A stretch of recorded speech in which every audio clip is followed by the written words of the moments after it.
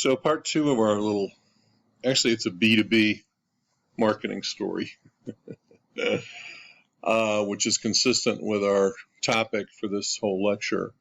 So part two of the story is about Lester Wunderman calling the key clients of the agency, Maxwell Perkins Agency. And remember, Wunderman is the one who's been working with the clients and has the client relationships and is the brilliant guy who's giving them ideas. And there's nothing in his contract that says Wunderman can't call any client he wants. These days, by the way, when you join a company and you have a contract, they may include a non-compete in your original employment contract, and the non-compete saying that you can't be in the same line of business for a certain amount of time. You can't contact current clients should you leave the company. I mean, this is typical in a senior management or a senior sales job. It's typical that you would sign a contract like that, by the way, but they didn't have those evidently in those days. And by the time Maxwell Perkins tried to get Wunderman to sign a contract like that, a 2-year contract, Wunderman refused. So he's calling clients. First, I called Ken Tack at Jackson and Perkins, which is the big rose company that he'd been working with, a flower company. They mail order plants and flowers. He said that Max Sackheim had called Charlie Perkins, the previous afternoon and told him that I had gone crazy and quit. Charlie was very upset. He didn't want Max and me to break up. Charlie was going to fly down to New York to play peacemaker. Ken then put Charlie on the phone. He asked me to meet him at LaGuardia Airport that night. I said I would. So other clients he's talking to his partners. And in fact, he gets one early client to his new agency, which he's calling Wunderman, Ricotta, and Klein, after other two important guys. We had our first client before we had an ad agency. The rest would not be so easy. So he goes to LaGuardia Airport to meet Charlie. Charlie arrived. Hold on. I'd given him a tough problem. He and Max were contemporaries. Their wives were friends. They had much in common. I'd helped Charlie build his business, but I'd done it as Max Sackheim's employee. I knew Charlie would be fair, but beyond that, I didn't know what to expect. Charlie arrived, shook my hand, and asked me if I was as crazy as Max had said. I told him I thought I'd done a very sane thing. He asked me to tell him about it as we drove to his hotel. He asked questions all the way in. He had no idea that Max and I were having problems. I told him everything. I described the offers Max had made me and why I couldn't accept them. Since Charlie was Max's age and had 2 sons of his own, I worried that he would identify with Max and his family. We arrived at Charlie's hotel, went into the bar, and talked past midnight. Finally, Charlie turned to me and asked if I trusted him. I answered with an unequivocal yes. He then said he wanted me to do whatever he asked of me, even if we had to argue like hell about it. I promised I would. Charlie said he'd arranged to visit Max first thing in the morning. He would call me at the Winslow, the hotel, and tell me what happened. So he drives home. Wunderman does. He's too nervous to sleep. In a few hours, he'd have to be back in New York. There was so much to be done. The following morning, he got to the hotel early, tried to reach his new client, which is Columbia Record Club, who had already heard from Max and had made an appointment to meet him. Oh, you know what? This is not his new, this is another one of the major clients. Max had already called him, made an appointment to meet him later in the week. Norman didn't want to discuss my resignation on the phone. He said we would talk when he got back to New York. He sounded cool and distant. He then called other clients. Their reactions didn't help my morale.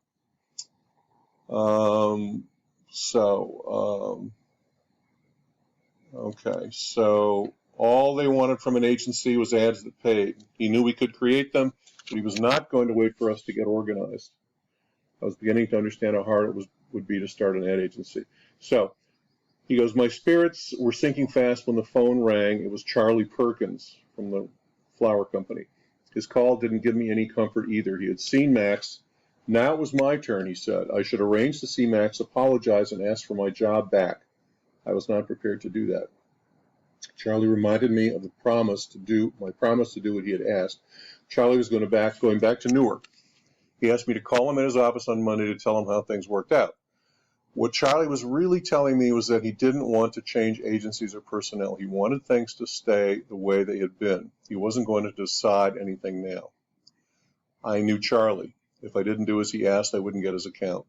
But if I went back to my job at Sackheim, nothing would change. I realized that the only way to have my own business and to get Charlie's account was to force Max to make a mistake.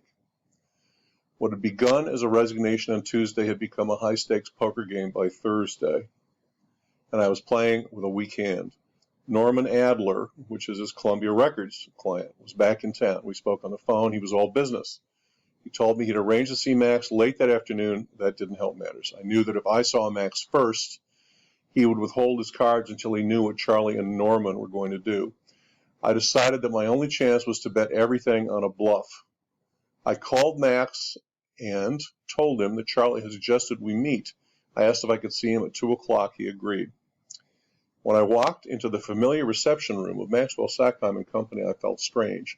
I went into Max's office and said, "Max, it's cold outside." He was unresponsive. I played my bluff. I said that Charlie had asked me to reconsider my decision to resign, and I had. I apologized for the trouble I'd caused. I offered total and unconditional surrender. I would return without any preconditions. As I had hoped, Max was not prepared for me to give up so easily and didn't accept the offer. He asked me to call him at home on Sunday. I was going to see Norman Adler, the Columbia record client, that afternoon. I was certain that he would confer with his lawyers and his family over the weekend before giving me his answer. I left his office determined not to wait until Sunday. I was not going to let him decide my fate. It was only Thursday, and I had things to do. On Friday, we filed the certificate of incorporation for Wunderman, Ricotta, and Klein. We are now a business under the laws of New York State. I called Ken Tack at Jackson & Perkins and told him I had seen Max and had asked for my job back as Charlie had instructed. Ken told me that Max had also called that day. He had asked Charlie to leave the J&P account with him regardless of the outcome of our conversation. Charlie had not given him an answer. I knew then that Max was, as I had hoped, determined to turn me down. We were going into the weekend holding what seemed to be the same cards, but the momentum had changed. No matter what happened, I was determined not to go back to work for Max. That part of my life was over. But neither Max, his sons, nor his lawyers knew that. I was certain that if I appeared to be in a weak position, Max would not take me back, and his sons, in any case, would not let him. My return would be bad for them, and they were the issue. That weekend, the stockholders of Wunderman, Ricotta, and Klein spent Saturday looking for office space and Sunday making lists of things we had to do to get ready to do business. You need an office, furniture, art supplies, forms to order media and bill clients, and etc. Sunday, he says, I called Max. Our conversation was brief, and as I had anticipated, he said he wouldn't reconsider. It was too late to make a deal. We should go our separate ways as good competitors. My bluff had worked. First thing Monday morning, I called Charlie and told him I had done everything he had asked. I'd apologized. I'd asked for my job back, but Max had turned me down. Charlie told me to wait for his next call. He convened the board of directors of Jackson & Perkins. They voted unanimously to give their account to Wunderman, Ricotta, and Klein. The little room at the Winslow echoed with the sounds of our joy. It was going to be all right. We had our first large client.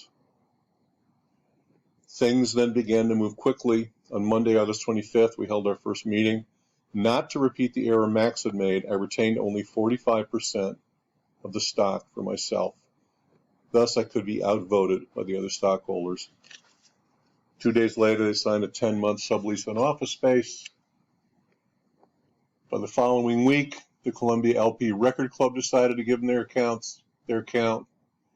Then they got many of the accounts at Maxwell Perkins. And thus, we end our tale. I am going to make a quick list of some things we learn about B2B marketing from this little tale. And hopefully you also learned some interesting things about dealing with people and personalities, albeit on a pretty high level. But a very candid and seemingly truthful tale there from, well, seemingly, right? Truthful tale from Lester Wunderman.